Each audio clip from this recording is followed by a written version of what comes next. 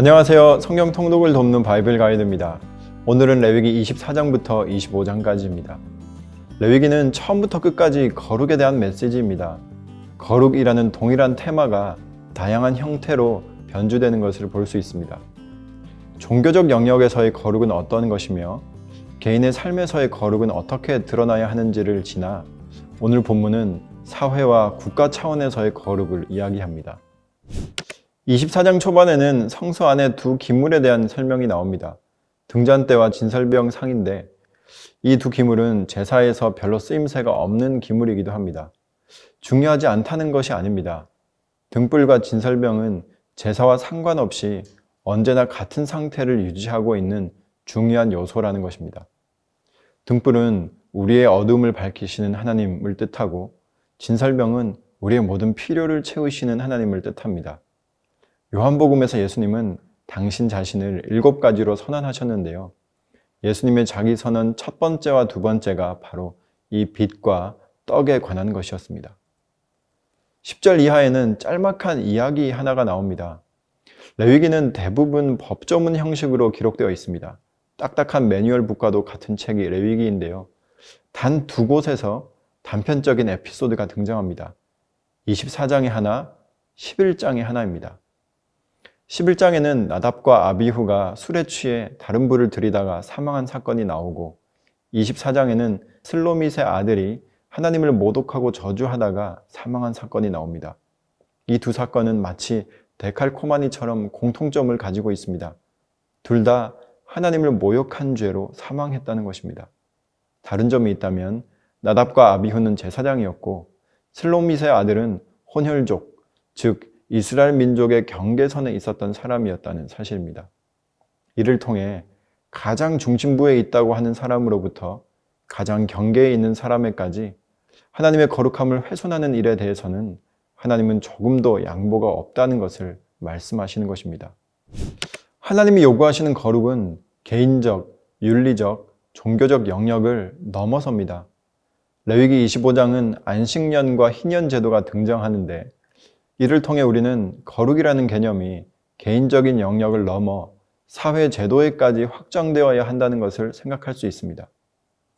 안식년의 주 목적은 땅을 쉬게 하는 것입니다. 이것은 창조의 질서를 회복하는 것입니다. 인간의 탐욕은 땅이 쉬도록 내버려 두지 않습니다. 끊임없이 경작하고 결과물을 뽑아내고 싶은 것이 인간의 탐욕입니다. 안식년은 그런 인간의 탐욕을 중지하라는 명령입니다. 탐욕을 멈추어야 땅도 쉬고 인간도 쉽니다. 쉬지 않고 일하다가는 사람도 땅도 회복 불가능할 정도로 망가져버리고 말기 때문입니다. 안식년에 이어서 등장하는 희년제도는 가히 충격적인 제도입니다. 50년마다 경제적 포지션이 리셋됩니다.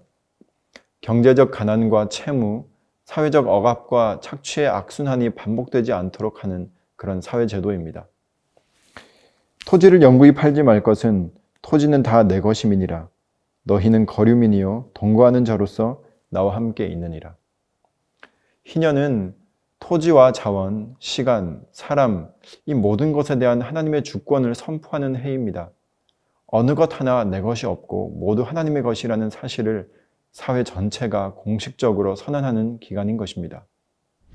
안식년과 희년제도는 쉼에 대한 강력한 명령입니다. 그리고 이스라엘의 모든 절기는 기본적으로 안식을 바탕 개념으로 하고 있습니다. 그렇다면 무엇이 진정한 안식일까요? 일을 중단하면 그것이 곧 안식일까요? 일이 없어서 괴로운 사람들도 많습니다. 우리가 쉬고 싶다고 느낄 때는 일이 많을 때가 아니라 일이 기쁘지 않을 때입니다. 왜 일하는지를 모를 때입니다. 따라서 일과 쉼은 반대말이 아닐 수 있다는 것입니다. 누구에게는 일이 쉼일 수도 있고 누구에게는 쉬는 것도 일일 수 있습니다. 인간을 쉬지 못하게 만드는 것은 일이 아니라 끝없는 욕심입니다. 레위기 25장에 의하면 욕심은 나를 쉬지 못하게 할 뿐만 아니라 땅까지 쉬지 못하게 만듭니다. 이러한 탐욕에 대한 중단 명령으로 하나님은 안식과 희년을 허락하셨습니다. 오늘 이 시대를 살아가며 레위기 25장의 안식년과 희년을 문자 그대로 지키기에는 어렵습니다. 내가 탐욕을 절제하는 만큼 우리에게는 쉼이 허락될 것입니다.